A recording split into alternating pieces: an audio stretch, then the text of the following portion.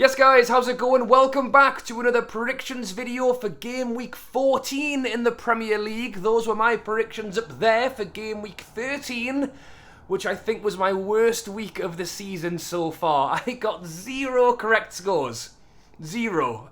So it was not my week, but as always, loads of you guys got involved, and a big well done to BC, who won our online league for game week 13. Now I know for a fact that he has been watching and commenting on my videos for a very long time, pretty much since I started this series. So well done to you, mate, on winning that golden cap. And also a big thank you to everyone who got involved in the YouTube comments on the last video. I'll put some of them on screen now. Be sure to get your predictions down below in this video's comments for game week 14. And I also have a guest on today's video. It is NUFC Analysis. If you've not heard of this guy and you're a Newcastle fan, be sure to go and check him out. He does some great deep dives into some of the Newcastle players and some of the players we're getting linked with in the January window. So be sure to go and check him out. And let me know down below if there's any other guests you would like to see appear on this series.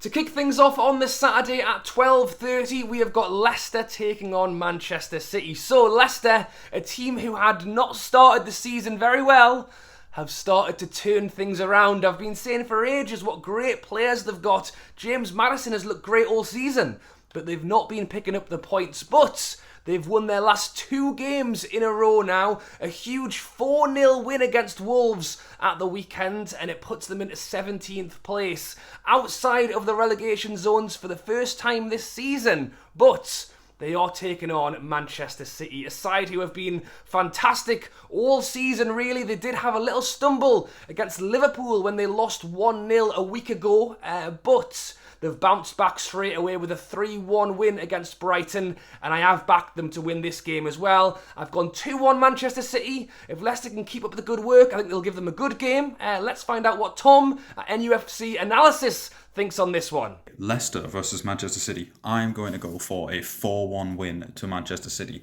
I know you've also predicted a Manchester City win, but I'm going to go for a bit more of a landslide. I think Man City are just going to wipe the floor. Erling Haaland is going to score another brace. The man is not a human. It is ridiculous.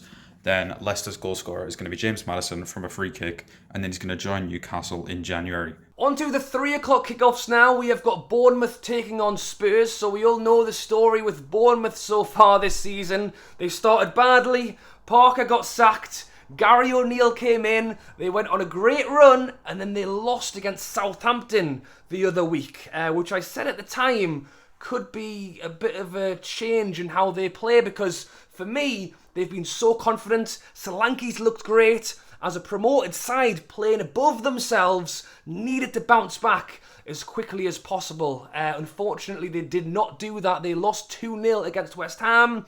There was some dubious decisions in there, shall we say, with the handball jumping up and hitting the West Ham player's hands, and it wasn't given. And they're going in against a Spurs side who, in fairness, have lost their last 2 games as well, losing against Manchester United and Newcastle. And then they've had their own controversies just this week when they scored a last-minute goal in the Champions League that took 4 minutes for VAR to not give. But Spurs have got Harry Kane, they have got Son. I like Conte as a manager. I think he really puts them through the paces. So I have backed them 2-0 for that one.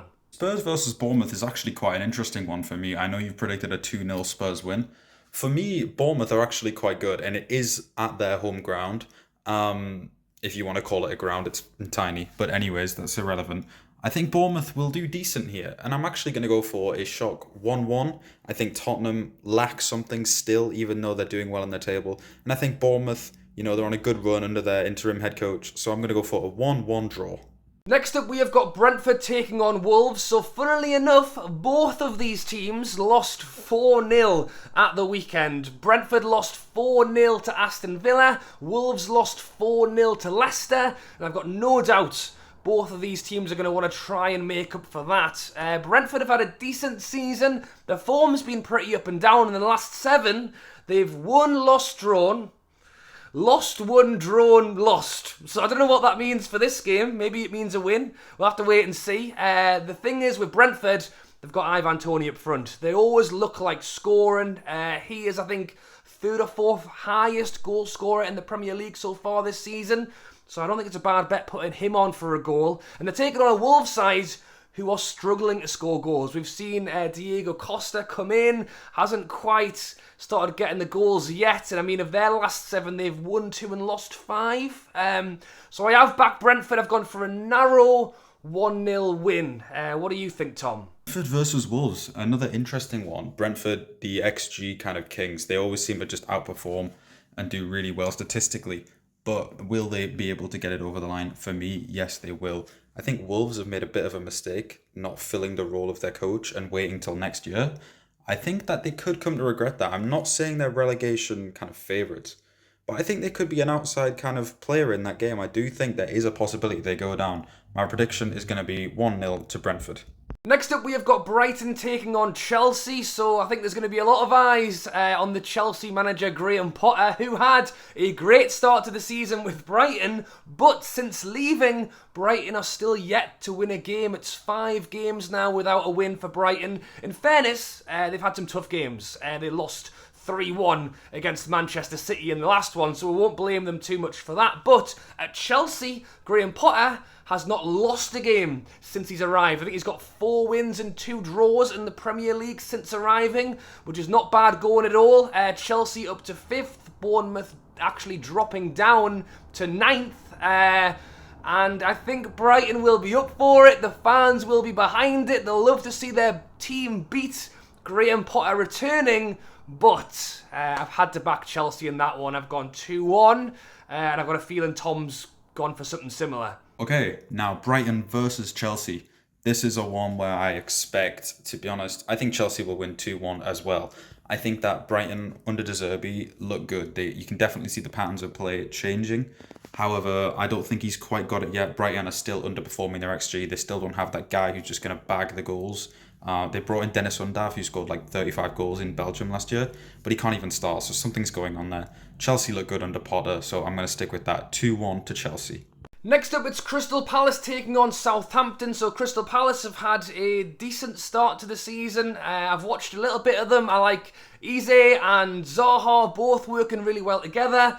I love that Vieira has moved Zaha into the middle more to really try and get him involved in the play more. So Palace are quite fun to watch, but I don't think many Palace fans would have had fun watching them at the weekend when they lost 3-0 against Everton. Everton looked more up for it, to be honest. They looked stronger in the game. They were putting themselves about, and Palace just kind of got bulldozed, to be honest. And they're taking on a Southampton side who are sat in 16th place at the moment.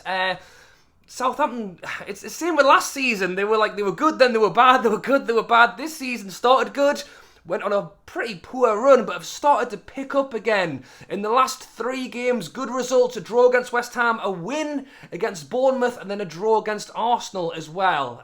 So I've not picked these two teams apart. I've gone for down the middle, a 1-1. Now, Crystal Palace versus Southampton is a strange one because I actually put on my channel, if you want to check that out, NUFC Analysis, just type that in. But I said that Palace would come 9th this year. They've played well, but they just can't get the results. They have a great team, but I don't know what's happening. Southampton have recruited some really interesting young prospects, but don't seem to be able to put it together. So I think this is a strange match. I'm going to go for a 2-1 Palace win. Zaha and Elise. I think Elise is a player, by the way. If you don't watch Palace, Elise and Eze, unbelievable players. 2-1 Palace win. Next up, and the final 3 o'clock game, we have got Newcastle taking on Aston Villa. So Newcastle are one of 3 teams to have won both of their games in the midweek and the weekend. Newcastle beat Everton, and then a great win against Spurs at the weekend. 2-1 was, for Eddie Howe, our best performance since he arrived, according to him. Great in the attack. Wilson getting a goal, Almiron getting a goal, but also very good at soaking up the pressure of Spurs. You know, they had momentum in the second half. They got a goal back. You're thinking for the worst, but no. Players like Botman had a fantastic performance and kept Spurs out. And now taking on a Villa side at home, which I will be at, by the way. So if you're not subscribed to the channel, be sure to do so. I will have the full vlog on Saturday. Hopefully a win for Newcastle as a fan. But Villa had not had a great start of the season, and because of that, Steven Gerrard lost his job. And I mentioned in the last video, You know what normally happens? A bounce from the players, from the fans, and they did exactly that with their 4-0 win over Brentford. Villa have got some good players, and they're really not to be underestimated. I really like Watkins. I like Ings as well. I think they're quick, on the front foot, and they've now got the new manager in as well, Unai Emery. However, it's said that he won't be on the sidelines for this game due to him waiting on a work permit, but we've already seen them bounce back, and I think they're going to be up for this game as well. My prediction for this one is a 1-0 Newcastle. I've done alright with my Newcastle predictions over the last few games, so hopefully I'm not far off, and Tom being a Newcastle fan as well, I'm assuming he's also going to predict a win. It's the boys. Newcastle versus Aston Villa. I'm going to go for a 2-0 win. I think that ultimately we will have too much for Villa. They were coached horrifically under Gerrard. Of course, they've appointed Unai Emery, who was going to come to us a while back, but obviously he declined the offer. And, we clearly made a good choice going for Howe instead. But I think that they just don't have anything yet. The kind of one thing that might put us down is that they don't have a coach right now, so we don't quite know how they're going to approach the game. But I do think Newcastle should have enough, with Eddie Howe being a great coach, to win this game. I'm going to go 2-0 to Newcastle.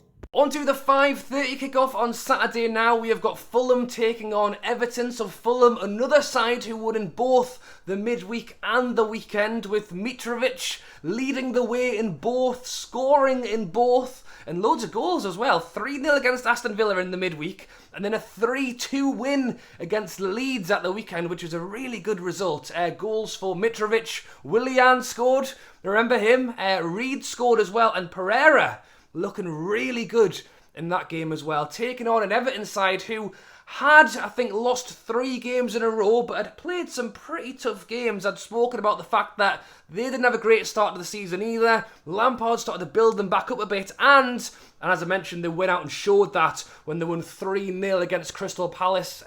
Calvert-Lewin is back. He gets a goal, so I've no doubt they'll be happy to see him scoring again. And I have gone for goals in this one. As I say, Fulham have scored a few. Everton got themselves 3. I've gone for 3-2 win to Fulham. So we'll see how that one goes. I like your prediction for this game. Fulham versus Everton. This is a team, this is a match full of 2 mid teams, teams that ultimately Everton, although they've had a good defensive record in the league this season, it's been more down to luck. If you actually look at their underlying numbers, they're not performing very well. And I think Everton will start losing. So I'm going to go for a Fulham win here, but I'm going to go 2-1. I think Fulham ultimately, will be fine this season. And I think Everton are slowly going to creep down that table again. And if they relegate them, if they get relegated, that would be incredible. On to the 7:45 kickoff on Saturday. So we've got a 12:30, 3 o'clock, 5:30 and 7:45 kickoffs. We have got Liverpool taking on Leeds. So Liverpool have had a whirlwind of a season so far. Didn't start very good, and then went and beat Man City 1-0, which for me was a surprise result. Big up to them for doing it. They then went out and beat West Ham as well to build on that, and then lost 1-0 against Nottingham Forest. And look, big up to Nottingham Forest. They deserved it. But for a Liverpool side losing to bottom of the table, what is going on there? They're taking on a Leeds side who have dropped down into those relegation zones, 18th place, are not on good form, have lost the last 4 games in a row, and I'll say it again, I like Leeds. I think they attack well, they're exciting, but since a good start, have just really tailed off. And despite the fact that Liverpool have been all over the shop, I have backed them. I'm hoping it might be a bit of a clash here. Both teams going for it. A late kick-off on a Saturday night after drinking all day. I'm hoping it'll be a good watch. So I've gone Liverpool 3-1. What do you reckon, Tom? Liverpool versus Leeds. Another interesting one. Liverpool obviously beat City. We thought they were back. They're not back. They lost to Forest. And I think that Newcastle will finish above Forest this year. They're against Leeds, who are a team that are under some serious kind of pressure right now. Their manager is under pressure. Their fans were chanting stuff about he's getting sacked in the morning. Even though I quite like him. And if you look at Leeds' statistics this year, they actually deserve to be winning some of these matches. So I'm going to go for a shock one here, and I'm going to go 2-1 Leeds. On to the Sunday now at 2 o'clock. The first time in a while we've only had one game at 2 o'clock on the Sunday. It is Arsenal taking on Nottingham Forest. So Arsenal remain top of the league despite actually drawing their game at the weekend 1-1 with Southampton, which, you know, I've no doubt they probably would have hoped for more in. And now taking on bottom of the league Nottingham Forest, I'm pretty sure Arsenal are going to be hoping for 3 points. But Nottingham Forest, are they on the bounce back? As I say, a 1-0 win against Liverpool will no doubt have their spirits up. Despite being bottom, are on joint points of 9 points with 19th and 18th place. And above that, in 17th, there's 11 points. So technically, a win for Nottingham Forest could have them out of the relegation zone for the first time this season. Steve Cooper got his new contract. They've backed the man. Can he start getting these players working? I have not backed them in this one, though. I have gone 2-1 Arsenal, but I'd love to see Nottingham Forest give it a good go. Now, second from last, Arsenal versus Nottingham Forest. Obviously, Nottingham Forest off the back of a big win against Liverpool, and Arsenal off the back of a disappointing draw against Southampton. Now, Forest beating Liverpool, I don't think is as much of a Forest are so good. It's more of a Liverpool are so bad this year. And obviously Arsenal, the disappointing result. I think obviously it's a blip, but I think they're going to have enough to kind of just beat Forest here. So I'm going to go for a 3-0 win to Arsenal. And the final game on the Sunday at 4:15, we have got Man United taking on West Ham. So I would say that both of these teams have been a little bit up and down this season. Man United started badly, and then Ten Hag made some changes. They started to find a little bit of form, get a few wins, but then they've also got the off-the-field stuff. I think the whole Ronaldo saga may well be getting more attention than the actual football is. They played Chelsea at the weekend where they drew 1-1, and they look good at times in that game. For large portions of that game they look good, getting shots off. Anthony looks great cutting in on that left and letting fire. I thought Eriksen looked good. They actually went 1-0 down where McTominay was wrestling people in the box and Chelsea scored a pen. It was slightly controversial whether it was a pen or not, but Casemiro comes back and scores at the very end as well to get a 1-1 draw. Good point, I would say, against a good Chelsea side, but they had chances that could have won them the game. Taking on a West Ham side who I think have been a bit up and down as well. They started poorly this season and they are starting to get better. Currently sat in 10th place, but this was the season where they went out and spent and really wanted to be up there in like the top 7 at least, I would say, pushing for top 6. But there's still plenty of time. In the last 3 games, they've not been the greatest. They drew against Southampton, they lost against Everton, and then, as I mentioned, beat Bournemouth in their last game, even if they got a little bit lucky with some of the decisions. And because of the fact that they've both been a bit up and down, I find this one quite hard to predict. So I've actually gone 1-1 and back the draw on that one. And finally, Manchester United versus West Ham. This one is an interesting one because I think that West Ham have started picking up results, but they're not actually playing that well still. You've got Man United who are playing better football now under Ten Hag. You're starting to see the kind of foundations of that team being built, but I don't think they're quite there yet. So I think it'll be a close one. But I'm going to go for a 2-1 Manchester United win. I'm going to say Anthony is going to score the winner. I think that ultimately they just play the better football and they will win. And that is it, guys. So those are my predictions up there for game week 14. A massive thank you to Tom at NUFC Analysis for getting involved in this video. And be sure to get your predictions down in the YouTube comments below. And feel free to get involved in our online league as well. The link is in the description. If you guys have got anyone you would like to see guest on this prediction series, be sure to let me know down below as well. And if you are still watching all the way till the end, be sure to subscribe as well. Go down, hit that big red button. I'm doing this prediction series for every weekend of Premier League football, so be sure not to miss out. And drop a like if you have enjoyed the video. Alright guys, thanks for watching as always. Have a great weekend. I hope your team wins. And I'll catch you later.